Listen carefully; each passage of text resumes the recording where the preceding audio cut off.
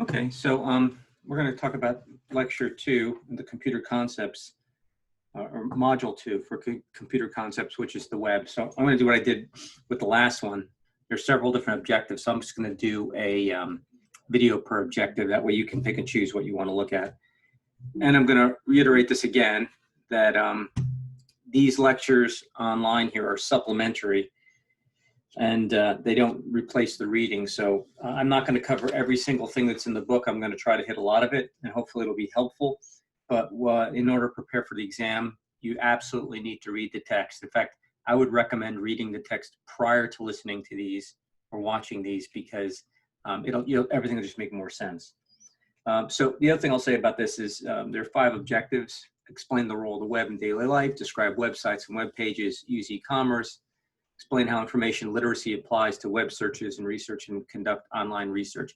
Some of this stuff you probably already know, at least the first couple. If you're using the internet on a daily basis or apps, you'll probably be mostly familiar with this stuff.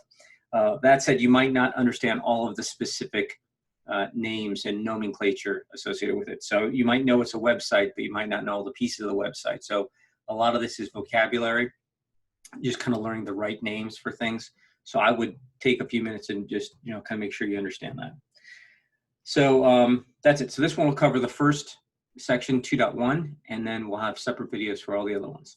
So the first section, role of web in daily life, web browsing terms, top-level domain, which I'm sure you'll all be familiar with, but I've asked you what a top-level domain is. You might not be able to tell me.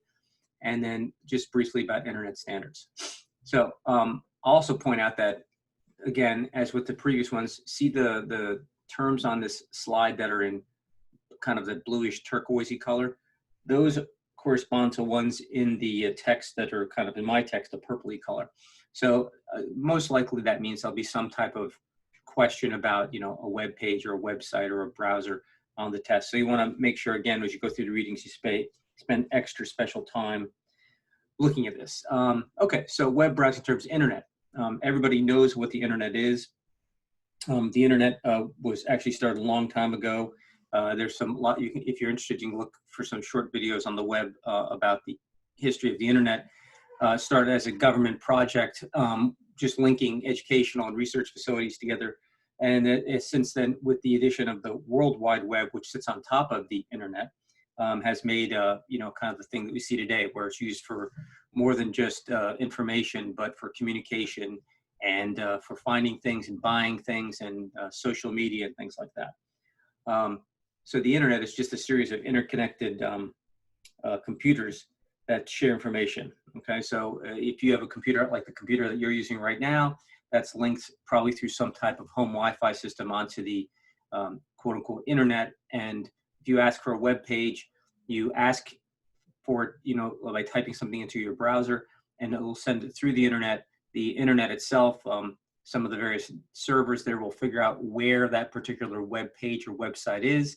It'll route the request to that website. The information on that website will be taken from that site and brought back through the internet to your home computer, where you can view it. And all that happens so quickly, it's probably somehow easy, or sometimes easy, to forget how kind of extraordinary that really is. So difference between a website and a web page. Websites, like something like Amazon.com, they have multiple web pages. A browser is just the container in which you do it. So I'm going to just show a couple things here really quickly. So I have a website open here, and it's just set to Google. So this is a browser. This is this is Google Chrome. It's a browser I use. Safari is another browser that, if you're using a Mac-based OS, there's also Firefox, which I think is on the CCBC PCs as well. There's a few other ones. My wife uses one called DuckDuckGo or something that supposedly doesn't track your internet usage. So there's a few out there. Google Chrome is probably one of the more popular. Internet Explorer or Microsoft Edge is another one. Safari. Those are probably the 3 big ones. So from Google here, I'm just going to go to just Amazon, because I talk about Amazon. And we go to Amazon. It's going to give me a room divider, but I'll just go back to the main.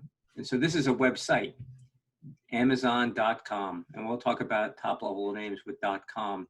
And then if I click anywhere in here in terms of, I'm just going to click on, let's pick on this, let's see. Just go here and look at whatever this is. It's my recent order. Oh, I have to sign in, so we're not going to do that. Anyway, so go back to Amazon, and I'll just browse bestsellers. And so here's Amazon Alexa. There's a bestseller right there. I guess actually a pool float. So I'll open that up. Okay, so every time I click on that and launch it, that's a different page. So Amazon is the website, Amazon.com. Amazon is the website. These individual places that I pick on floaties, those are the actual web pages that are delivered based on a request. I'm looking at inside of a browser. The other word on there is hyperlink. So, you're familiar with these, I'm sure. When you roll over something here, it changes. And as it changes color, that means I can link to it. So if I want to see similar, if I want to see ratings, for example, I'll click here. It's going to take me to a page that gives me all the different ratings. Okay, so website, web page. Let's see if there's anything else we missed in there. Home, start pages, navigate. Navigation is the process of going around the internet. Next one, a URL, Uniform Resource Locator, basically just the address. So if I go back here again, when I go back to Amazon on a whole, where I just type Amazon, www.amazon.com, that is a URL. And it's going to, the URL is kind of an address that behind the scenes just takes me to Amazon.com. Server address, path name, file name, all this stuff is up in here, right? So if I go back to that bestsellers, you can see how it changes. So here's Amazon.com. That's the website. Here we have information about how I'm getting to this particular page of the website. Okay. So basically, if you think about it, is just like if we look at file folders, and I'll bring up this. I'm on a Mac platform here, but I'll just kind of show you what I mean. So here's a file, and I'm just going to go to Documents, and I'll just go. I think I have a CCBC here. So this is a folder called CCBC, and it's on a machine, which is my machine. And when I get to this particular thing here, in-class exercises, this is a particular document. So think of the document as a web page. So somewhere on a bunch of servers that are called Amazon, somewhere in Amazon's cloud, you'll find a folder that would have something that would call bestsellers. And under bestsellers, in this folder, bestsellers, there'd be a bunch of pages. And one of the pages would be this 4-in-1 pool float. So just like as I navigate through here, just like I'm navigating through here, when you make a request on the internet for a specific thing, it navigates down to the particular page, in this case, the pool floats, and presents it back to you. It actually sends it back, and the browser, this thing we're looking at here, is the application that actually shows you what the website, that web page looks like. So it's just like if you were to reach out and grab someone else's computer through your computer and look at something on their computer, with the exception of the fact that instead of just looking on their computer, it brings it back to your computer and puts it on your browser. Okay, and here we have,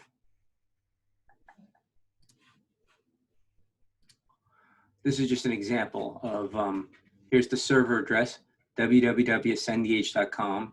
The domain name is cengage.com. So this could be amazon.com or ccbc.edu. And then here's the path we talked about, student/index.html. That's the actual page.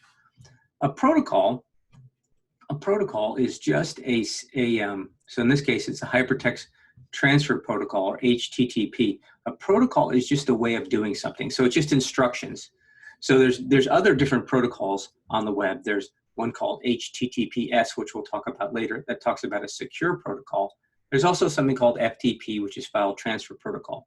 The best way I explain it is if you were going to go meet the president or the queen, they would tell you exactly what you're supposed to say and exactly what you're supposed to do. But with the Queen of England, it's a little different. You have to curtsy. You refer to her as your majesty or your highness. There's very specific rules that you follow when you want to talk to the queen. A protocol is just a set of rules. So when you want to navigate onside the internet so that everybody can talk to one another, you have to follow a series of rules. And those rules are called protocols. In this case, the protocol that the internet uses is called the Hypertext Transfer Protocol. Okay, a couple other: address bar, cache, breadcrumbs, navigation bar. I'm just going to go back and show you this one. So let's go back to here. I'm just going to go Blackboard, since we're all familiar with Blackboard. I'll have to sign in here. Now, so here's our Blackboard site here. Okay, so as you can see, I'm going to go to course content. So up here, course content here, then I'm going to click into week 1. And say it says course contract week 1, and then I'm going to click on concepts module 1. Course contact weeks 1, computer concepts module. So this is a breadcrumb trail. Do you remember the story of Hansel and Gretel? One of the things they tried unsuccessfully was when they wanted to lose their way, they would leave breadcrumbs and they could follow the breadcrumbs to get home. So in a sense, a breadcrumb trail is just you're here, computer concepts. Before that, you were at week 1, then your course content. So if I go ahead and click back on each one of those, I'm going to go back the way I came, back to the course content page. So that's all a breadcrumb is. It's just a breadcrumb trail, usually referred to as a breadcrumb trail. Cache. So let me do address bar really quick since we're here. This is just the address bar up here, right? This is where we're going. And the navigation pieces, in this case, this browser, you can go forward, backward, or you can reload. So this is all up here in terms of addressing where you would type the URL. Okay, so the last thing on this page to talk about is cache. Cache is not C-A-S-H, but C-A-C-H-E. And if you have to think about caches, just think of it as they keep something there so that it's easier the next time you go there. So when you go to a web page today, the first time, it sometimes takes a little bit longer to load because you're actually bringing back lots of information. So if I go to this one, all of this little CCBC logo, all of the, the logos here, all these little icons, if I had pictures, like if I click on here and this little video icon picture here, all that stuff represents different items on a web page. And when you go to a website and ask for a web page, it's actually bringing back that information to you. What it does is it stores some of those things. So the next time I go to the website, so if I go back to course content and I come forward again to week 1, it's already saved some of this stuff locally, which just makes it faster. So sometimes what happens, you get some bad stuff in there and it screws you up. And that's when you call like a help desk or it tells you maybe you should clear your cache, which means you're going to dump everything in there. Next time you go to the website, it's going to take a little longer to load, but what's happened is something old is stuck in there. So it's just there for ease of purpose and also to make the navigation of the web that much quicker. Okay, we kind of talked about there's the URL and the address bar, and there's navigation buttons. Top level domain, it's just those last 3 or 4 things after the dot. Mostly you're familiar with .com. That's the one mostly we go to. .com. .edu has to do with institutions like ccbc.gov, just like irs.gov or US military, USArmy.gov. Well, that might probably is underneath mil. .net, Verizon.net, Comcast.net, network providers. .org are usually nonprofit organizations like churches and things like that. So again, in terms of standards, they just established so it's easier when you look at something, you can know. So ccbc.edu, that's a college. Amazon.com, that's a business. I go to a church called Christ Church CCGF, Christ Church at Grove Farm.org. We know that's some type of nonprofit organization. And again, usually these things get assigned. Every once in a while, if you have an internet, an email address through Verizon or Comcast, it's at Comcast.net or Verizon.net. And I talked briefly, there are 2 organizations, the Internet Engineering Task Force and the World Wide Web Consortium. They are 2 groups that kind of get together and make sure that those protocols that we talked about and any other standards are agreed to and then properly rolled out across the organization. It's just, think about it, if we have a deal where when we talk to each other, we kind of know what things mean. You ever met someone from another country and there's a little bit like someone from Asia Pacific and they might bow instead of handshake.